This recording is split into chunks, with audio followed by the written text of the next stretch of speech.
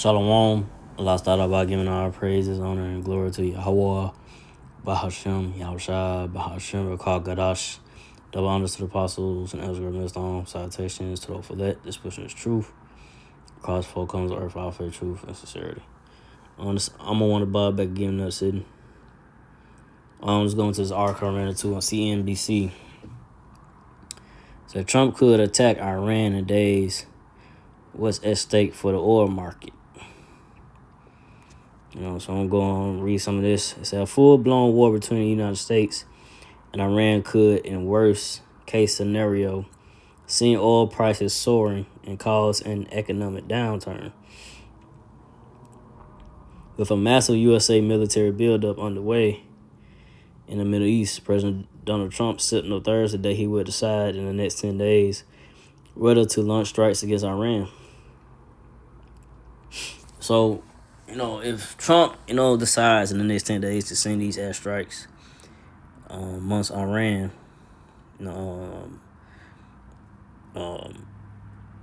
send these strikes onto Iran, this could cause some problems.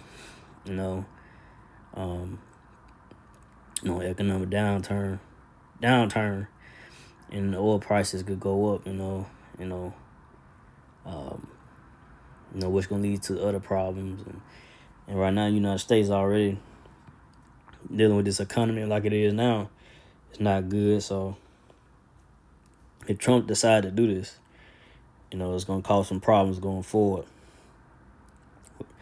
Make this economy way worse, and it could probably, and I say with this situation, it could send gas prices going up, going into the spring and summer.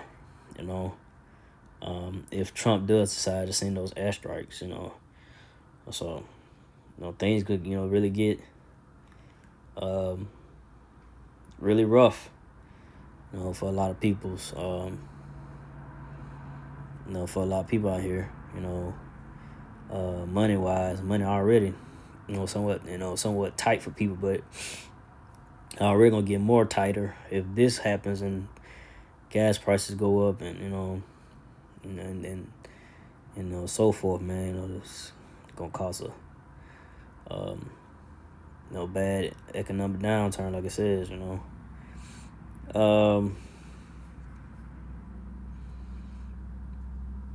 Let's see. So I'm gonna read some more of this.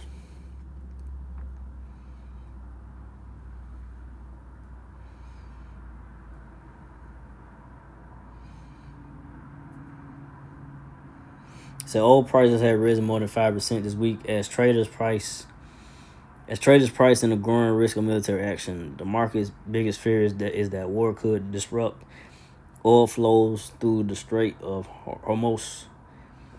The strait and a vital choke point of the global oil trade. More than 14 million barrels per day of oil and condensates pass through. Matter of fact, let's see something. What is how you say that? Let's see something. Okay, well, they don't have the. Let me see something. Pronunciation of this. Condensates. Okay, that's what I'm looking for. Okay, so condensates. Go back. So I'm trying to pronounce that word right. So, and condensates pass through the narrow waterway on average in 2025, according to data from consulting firm Copper. It says that accounts of a third of total worldwide seaborne oil exports. About 3/4 of the oil that passed through the strait goes to China, India, Japan, South Korea, according to Copper. So,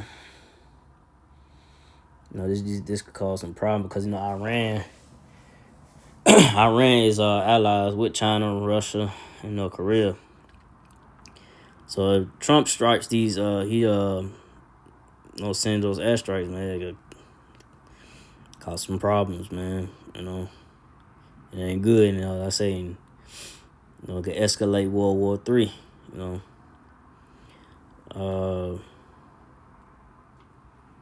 Let's see.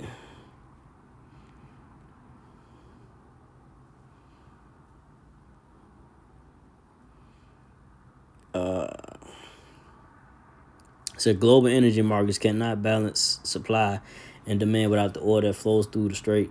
McNeil said a prolonged closure would send oil prices above 100 per barrel, curbing demand and potential precipitating an economy downturn. He said. So Iran may calculate that it can participate Trump's worst fears, precipitate Trump's worst fears by tanking the economy ahead of the U.S. midterm elections. So, so by the midterm elections in November, McNally, how you want to say? So this could, like I said, this could, be bad for the economy. If Trump does these strikes, and maybe it could be far worse.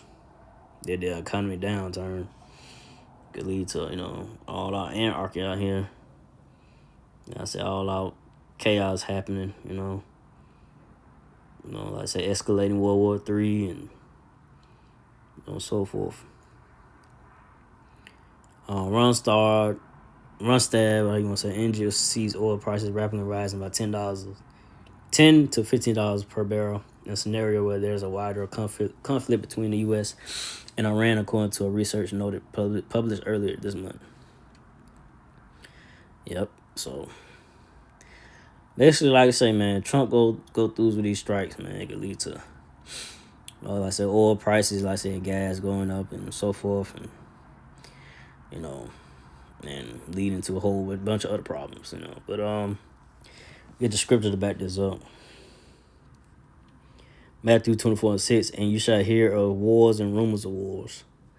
See that ye be not troubled, for all these things must come to pass, but the end is not yet. No.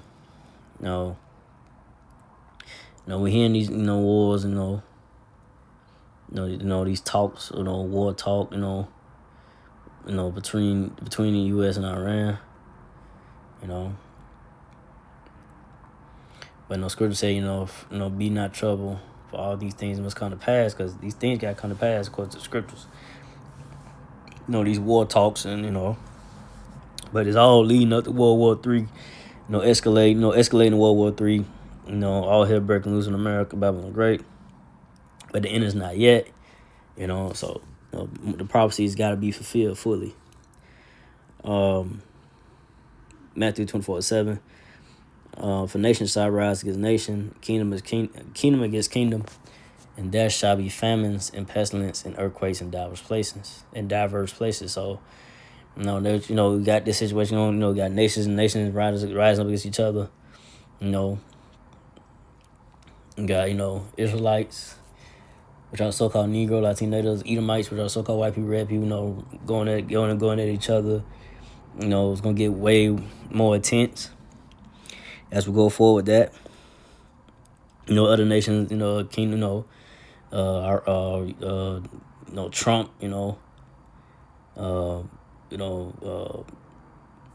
talking about striking Iran, so forth, man. So, we in those times. Famines, lack of food, people are gonna be out here, once that, that lack of food comes about in America, Babylon the Great, when that comes, not enough food in America, Babylon the Great, people gonna be dying out here, starving to death. Pestilence, disease, different diseases gonna come about. People getting sick, more. That's gonna come, come about. Earthquakes in diverse places. You have been having earthquakes happening more and more, this happening. So, like I said, we in those times, that, the prophecies of the Bible, it's gonna come to pass fully, you know, and we in those times of it, and it's not gonna slow down, you know. The way I watch the shot, he's gonna, make do on his word, you know, and it's nothing that, the words of Lord Yahweh Shai, his words got to come to pass. And this place, America, Babylon the Great, got to go down. And we at that point, and there's nothing that nobody can do about it. It got to happen.